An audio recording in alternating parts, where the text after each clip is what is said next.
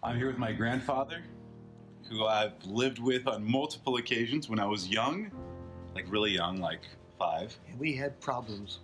And then when I was in my early 20s. And we then had problems. and then I got married and I left and I went to another country. All right. Did you have problems?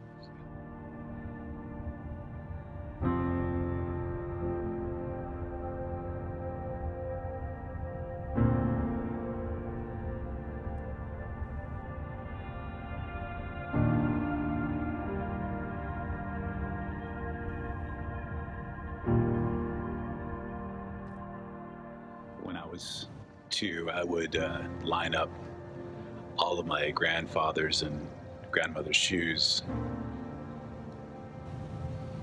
When I was 4.5, my father left, and my grandpa stepped up, and we moved in with my grandma and grandpa. And my grandfather, we made bow and arrows together. He showed me how to round out a snowball, kind of ice the exterior a little bit to throw it well.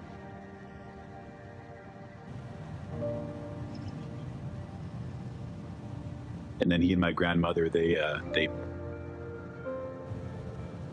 were living in the parsonage of a church in Roswell, and they bought a small house in the little town of Nyssa for us, for my mother, my 2 sisters, and I to live in.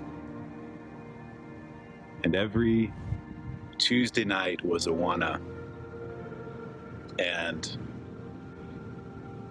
the 3 of us kids, we'd go to Awana, and then we'd stay the night to Wednesday night when there was prayer meeting at the church my grandfather was pastoring. And every Tuesday night, the 3 of us kids, we'd sleep upstairs and we'd make too much noise, and my grandpa would yell up the stairs, "Do I have to come up there?" And we would all get scared, laughing, and quiet down.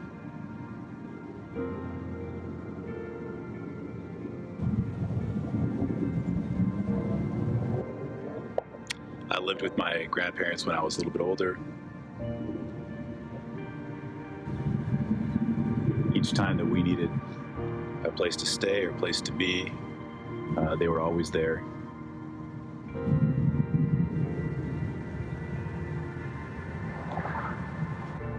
I was the oldest grandson, and my grandpa ended up having 3 grandsons, and so I was the number 1A, and then the 2 others were number 1B, number 1C. So we're all number 1.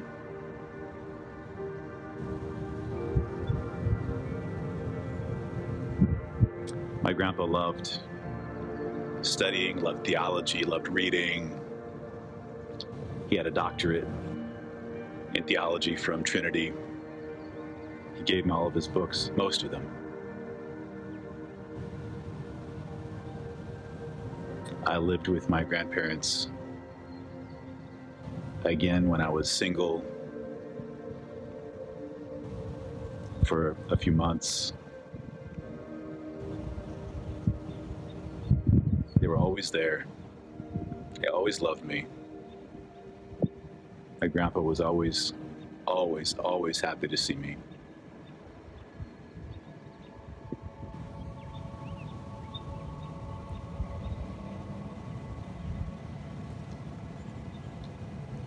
Last week we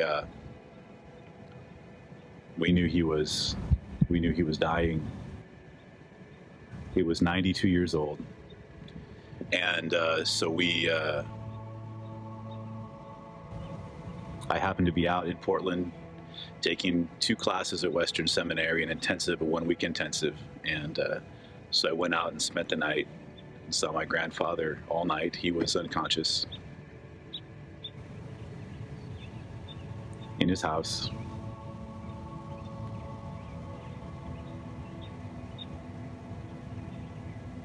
We didn't know how long it was going to take. It could take a few days. I went back to class, and then I got a text saying that he was with Jesus. So I left class and I drove across Portland. I went back to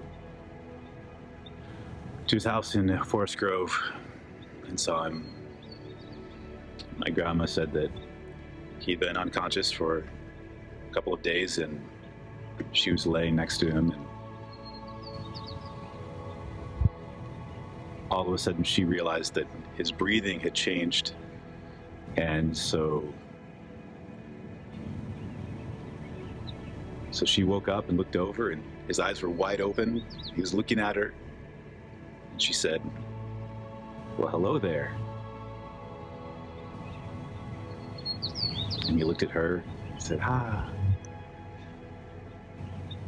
And then he closed his eyes and he died.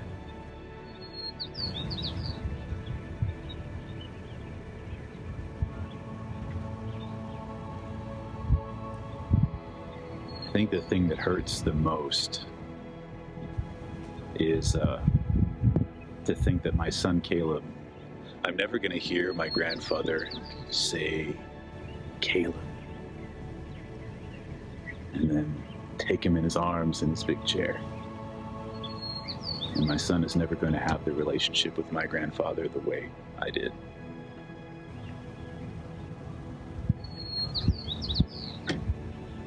So I loved my grandfather.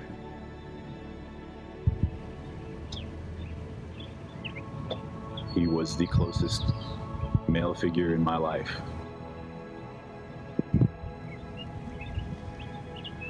And I look forward to seeing him again.